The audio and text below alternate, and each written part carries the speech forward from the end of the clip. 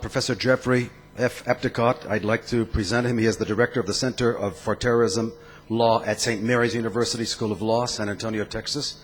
An active duty Army officer in the Judge Advocate General's Corps for 20 years. He retired in the year 2000 at the rank of Lieutenant Colonel. Professor Addicott spent a quarter of his career as a senior legal advisor to the United States Army's Special Forces. As an internationally recognized authority on national security law, terrorism law, and human rights law, Professor Addicott not only lectures and participates in professional and academic organizations both in the United States and abroad, but he is also a frequent contributor to national and international news shows to include Fox News Channel and MSNBC. Professor Addicott is a prolific author, publishing over 20 books, articles, and monographs on a variety of legal topics. Addicott's most recent book in 2007 is entitled Terrorism Law, Cases, Materials, Comments, 4th edition. Amongst his many contributions to the field, Professor Addicott pioneered the teaching of law, of war, and human rights courses to the militaries of numerous nascent democracies in Eastern Europe and Latin America. For these efforts, he was awarded the Legion of Merit, named the 1993 Army Judge Advocate of the Year, and honored as a co-recipient of the American Bar Association's Hudson Award. He has served in senior legal positions in Germany, Korea, Panama, and throughout the United States. Professor Addicott holds a Doctor of Juridical Sciences, SJD, and a Master of Law, LLM, from the University of Virginia School of Law. He has also received a Master of Law, LLM, from the Army Judge Advocate General School, and a Juris Doctor, JD, from the University of Alabama School of Law. Apart from teaching a variety of courses at the law school, Dr. Addicott served as an Associate Dean for Administration at St. Mary's University School of Law, 2006, 2007. I take you as my lawyer anytime. You seem pretty well trained. Thanks.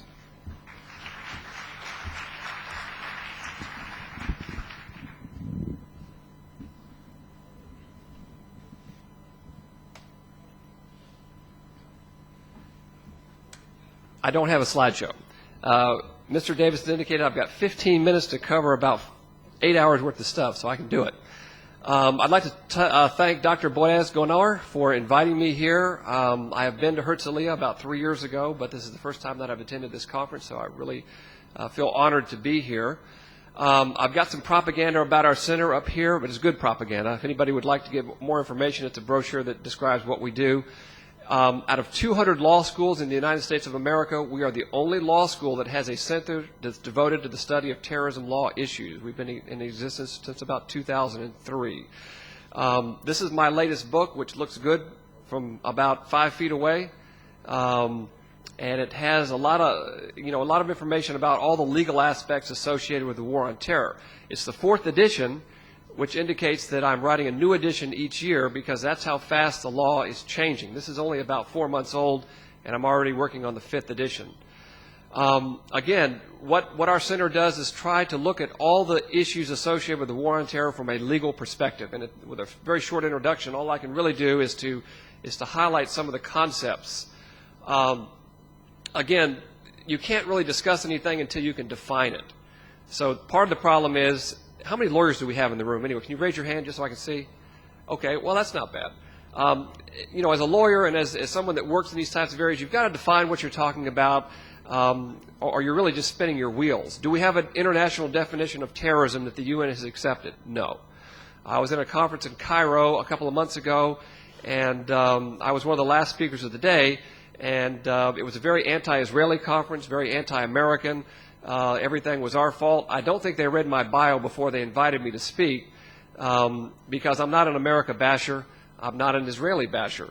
I believe that we have the moral clarity and the strategic clarity in this war on terror. So the last day of the conference, I got up and I told this audience, which was primarily from the Arab world, that the issue was that we didn't have an international definition of terrorism, and the reason is because you will not agree to an international definition of terrorism. Then I quoted them Kofi Annan's definition, which that's probably the best thing he ever did, was come up with a very workable definition. Essentially, he said you are a terrorist if you target civilians, and he had a little bit more nuances in there, but that's the bottom line. It doesn't matter what your cause is. We don't care about your justification. If you use violence to intentionally target civilians in peacetime or wartime, you're a terrorist. Very simple definition. As you know, the Arab bloc would not accept that definition, so we don't have an international definition. The other problem is the war on terror, a horrible term. But of course, people in the military, we have a symbol called, an acronym called KISS, Keep It Simple, Stupid. And the war on terror is not very descriptive, because what does it mean, the war on terror? Terrorism is a tactic. How can you make war against a tactic? We're not at war against all terrorist groups. Somebody mentioned the IRA. I mean, we're not at war with the IRA. We're not even at war with all militant Islamic terrorist groups. So who's the enemy? It really doesn't describe anything. So if you really wanted to describe it, I suppose, you could go to the Military Commission Act that our Congress passed in 2006, where they give you a definition of who the enemy is, and it's Al-Qaeda, the Taliban, and anybody that's associated with them. But that's a mouthful, so we just call it the war on terror. So we're kind of stuck with that term. The other issue that I'd like to address today real briefly is either the United States of America is engaged in a lot of illegal stuff, we violated a lot of international law and domestic law, or we haven't. We are detaining people indefinitely without charging them with a crime and keeping them locked up. Now, that is highly illegal under a variety of international treaties that we're signed up to, under a variety of aspects under our domestic law or Constitution, unless you're at war. If you're at war, the Geneva Conventions indicate that you can hold a detainee or prisoner, enemy combatant, indefinitely until the war's over. So if we accept that premise, then what we're doing is perfectly legal, perfectly legitimate. If we reject that premise, as a UN commission, several UN commissions have rejected that premise, and a lot of my colleagues that are law professors throughout the country have rejected that premise, yeah, we're doing a lot of illegal stuff. I accept the premise because all three branches of our government accept that premise currently. And I'd like to point that out just briefly. The executive branch, under Article 2 of the Constitution, clearly believes that we're at war. This is not a metaphor like the war on drugs or the war on poverty. We are at war. Our national security strategy from last year starts out with the sentence, "We are at war." The President clearly believes that we are at war. Anybody that wants to argue that, it's going to be a very short argument. You merely look at all of his pronouncements, starting with September the 11th. He clearly believes that we're at war, and as a commander-in-chief, he's using his authority given to him in the Constitution under Article 2 to direct the armed forces in that context. He's also using that authority to establish these places where we detain enemy combatants, although they're illegal enemy combatants, and doing a variety of other things. So the executive clearly believes that we're at war. Our Congress passed the authorization to use force after 9/11.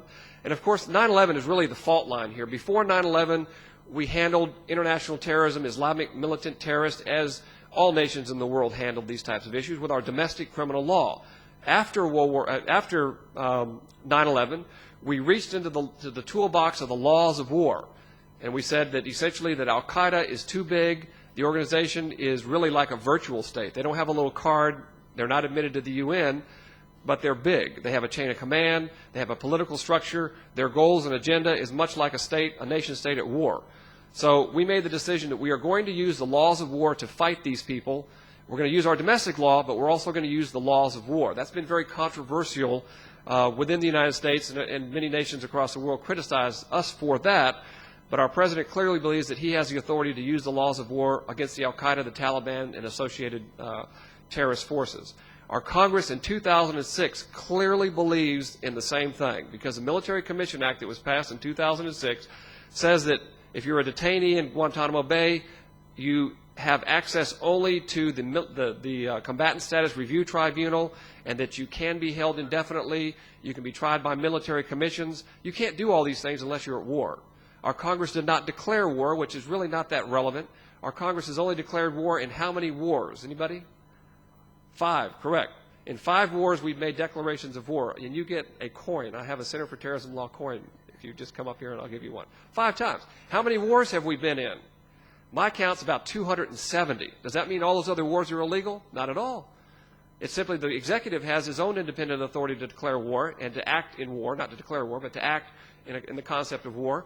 Our Congress generally will pass a use of force authorization where it says, Mr. President, we agree with what you're doing, go do it, and we're going to fund it. We've done that since World War II, which is the last time we declared war. This Congress has done the same thing, no difference. We passed a use of force authorization following 9/11. We passed another use of force authorization for the campaign in Iraq. So our Congress, with the 2006 Military Commission Act, clearly believes that we are at war. This is not a metaphor. And therefore, that's the way that we're treating it. What about our judicial branch, the third branch of government? In 2004, in the Hamdi case, we really had the first pronouncement. Justice O'Connor wrote the plurality opinion, and she said that just because we're at war, the president doesn't have a blank check, and then went on to talk about some of the restrictions on the executive power. But the critical point was just because we're at war. The Supreme Court so far has bought into the notion that we're in a state of war, and that the Congress and the president are acting in accordance with that idea. Now, what the Supreme Court has done is said, wait a minute, this is not like other wars. These folks don't wear the nice Nazi gray uniforms and you can spot them on the field.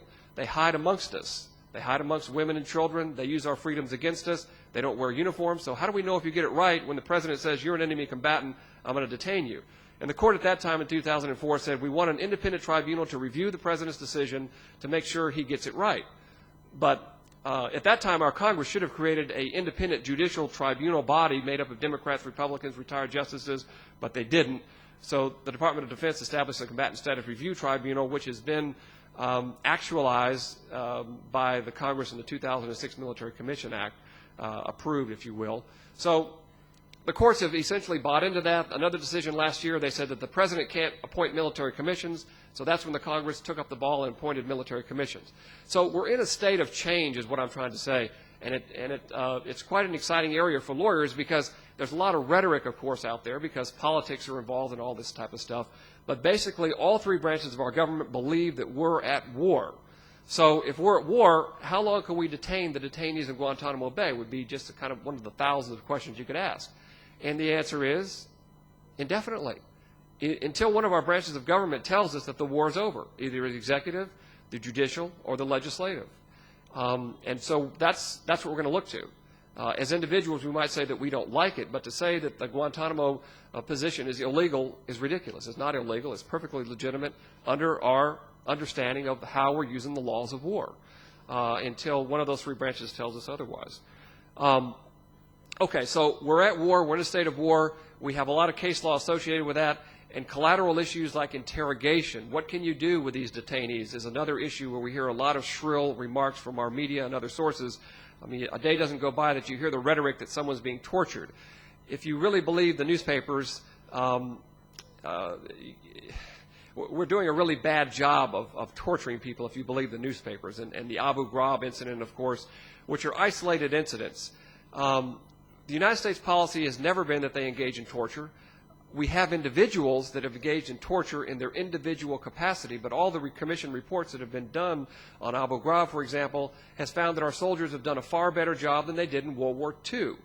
It's just a matter of the law of averages. A room this size, we have, what, about 400 people, 500 people here.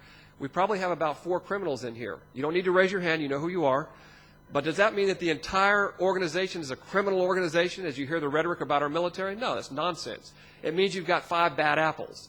When the military finds bad apples, we prosecute them, we send them to Leavenworth, and we've done that in dozens and dozens of cases. But relative to the number of detainees that we've had, over 50,000 since the war on terror has started, we've done a fantastic job at abiding by the laws of war. And so that's one of the issues our center looks at. We look at interrogation issues. We look at cyber terrorism, which is another area that's going to be approaching in the near future. We haven't had a 9/11 cyber attack yet. Many other nations around the world don't accept the position that you can use the laws of war as we have. That's because they haven't had a 9/11. Before 9/11, again, we use our domestic criminal law. The Bush administration has not been consistent in the message, though, have they? Because we've had some al-Qaeda individuals that were non-U.S. citizens that we've prosecuted in federal court since we've established the concept that we're at war. The shoe bomber, Richard Reed, was tried in a federal court. Moussaoui, the alleged 20th hijacker who threatened to kill the judge and all the jury and was very proud of his membership in al-Qaeda, we tried this person in a federal court. In my opinion, to be consistent with the message, they should have been sent to Guantanamo Bay and tried by military commission. Because the argument that some of the people in Guantanamo Bay are making is, wait a minute, these folks, al-Qaeda members, got to go to the federal courts and we get to go to military commissions. That's not fair. Well, yeah, it's not fair, but is it illegal? No. You can use both toolboxes, but it's really not consistent with the message. Again, we haven't had military commissions since World War II, so the administration has fumbled the ball, obviously, on a number of issues, but basically we're moving forward under the rule of law, and we have to continue to do that. That's part of what our mission is at the center. We filed amicus briefs against the Bush administration. We have looked at when they're right. We've looked at when they're wrong. I suppose my military background is such that When the boss is wrong, you don't demonize the boss. You tell the boss that they're wrong and then how to fix it. And we have to fight this war under the rule of law. If that means tying one hand behind our back, we can still whip them with one hand behind our back. Our symbol at our center is the scales of justice, and they're not balanced, because I accept the premise that we're in a state of war, which means increased security is going to trump, to some degree, civil liberties. Those that don't want to give an inch on civil liberties are dooming us to the very thing that they predict, which is a police state. Because if you open up the newspapers one day and it says Chicago gone, we will not have any civil liberties anymore.